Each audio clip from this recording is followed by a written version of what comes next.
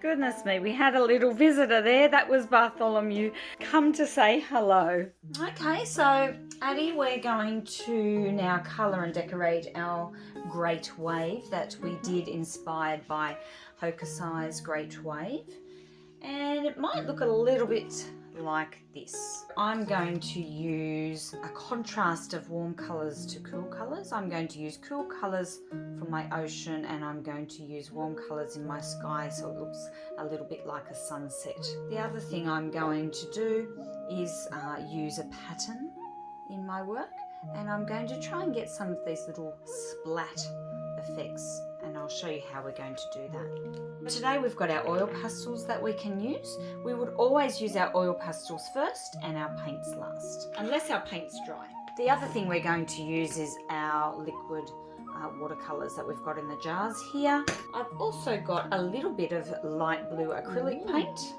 Yeah, I know, that's a bit fun. And I've got some watered down white acrylic paint, so a white wash. So we can use that as well. With our colours today, Addie, as well as having all of the colours that are on the colour wheel, we've also got light blue. We've got a bluey green, so that's when I've mixed blue and green together, so I get the tertiary colour blue-green or green-blue. We've also got an indigo type of colour. I've put a little bit of purple into one of the liquid watercolours. And does that go about here? That's right, so it's another tertiary colour. That's what happens when I mix a primary colour with a secondary colour. And it's got a little sticker on it so we know which jar that is. The other colour we've got is a grey colour, and it's got a sticker too so we know which one it is. Okay, so they are our colour options for today. So we're going to start with our oil pastels, Addie, and we're going to do a resist effect first. What's a resist effect? Oh, well, a resist effect is when you get an oil pastel and you use it. I'm using white, so when I do some work here, I'm just going to do some wavy lines. It is hard to see, but when I put my paint over it, that's when the magic happens. So we'll have to see what happens when I put my paint on this section. I'll be sure to pay attention. I'm sure you will. Okay, so I might use a white oil pastel, or I can use some colours to put some patterns and different lines in my work before I paint.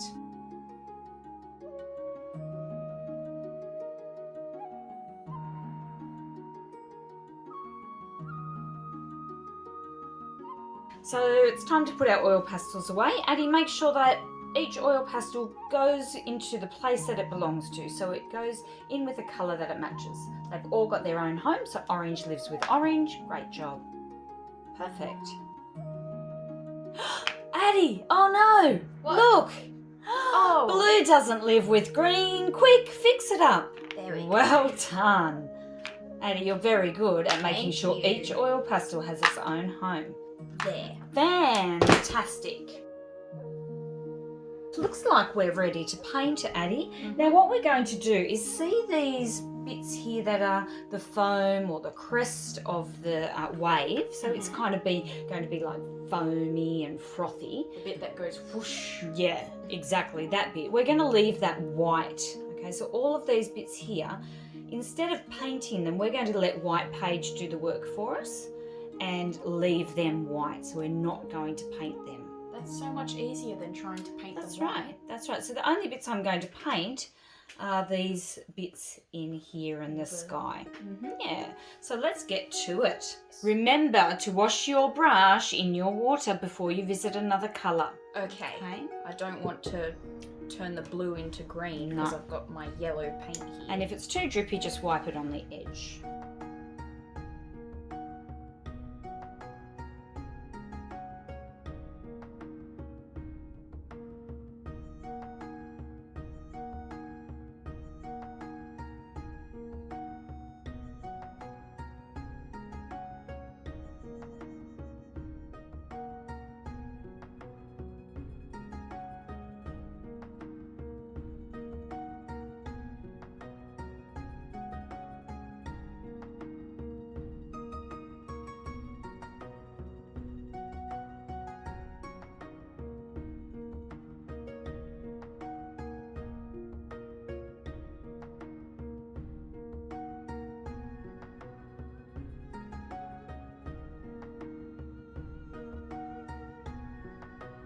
they're looking beautiful, Addie. I love how yours blends and it goes into these really deep reds at the top. It's beautiful. I actually used a little bit of purple with my red there. Oh. So I made another tertiary colour. I made a reddy purple. I like how you've just used different types of lines than I have for your sunset or sunrise. Thank It looks you. beautiful. I was inspired by sun rays. No, that's great. I noticed that there were a couple of places where I've gone out of my line, so next time I'm going to try a bit harder to stay in my lines. Yeah, I got a bit messy as well. But we were working quite quickly. Maybe I'd use a different paintbrush next time, a thinner paintbrush, so I can stay inside my lines. And I've noticed a couple of places where the paint has bled into each other. So I could use, and yours has done that too. So we could always use a tissue to blot that if we needed to, or wipe our paintbrush on the jar when we get it out so it's not too wet. Okay, so I've now got some light blue acrylic paint, so I've just added a tiny bit of blue to some white, and I'm now going to use my finger. I'm only going to use one finger. Okay. So Addie, do not use your whole hand. Oh no, disaster, big mess. Okay, so one finger only, and have your sponge on hand ready to wipe your finger. Okay, also for this whole project I have made sure I've got my paint shirt on, as have you. So that's fantastic, so we won't make any mess.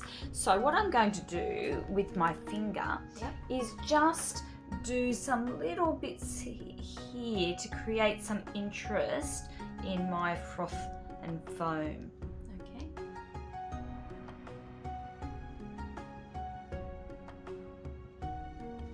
Wow, this makes a really cool texture. Okay, so I'm going to wipe my finger clean on my sponge. I shouldn't even need to go and wash my hands straight away at this stage. I'm going to pack this away. Now we haven't done too much, just little bits. We haven't covered it. We're still letting White Page do some of the work for us. Okay, so now we're going to get our wash, which is the white paint with a little bit of water in it. And I'm going to do a splatter effect. So to do that, I'm going to put my finger out and I'm going to tap my brush on my finger. I'm not flinging my brush like this. If I do that, I'm going to get paint everywhere. Okay, so I want to only have this paint go on my page, and then I'm just going to tap it and I'll get this little bit of froth and foam here. Now I have to be careful. I've got my sponge and I can clean things up as I go. All right, so I'm just going to dip into the white and go tap, tap, tap. Wow, that's a clever way of doing it. You can do some too. Okay. Oh, I did a beautiful, oops, a big splash. Well, you can make it part of the art now. That's right, that's my beautiful oops. I'm okay with that. I might do some other bigger ones so that it blends in.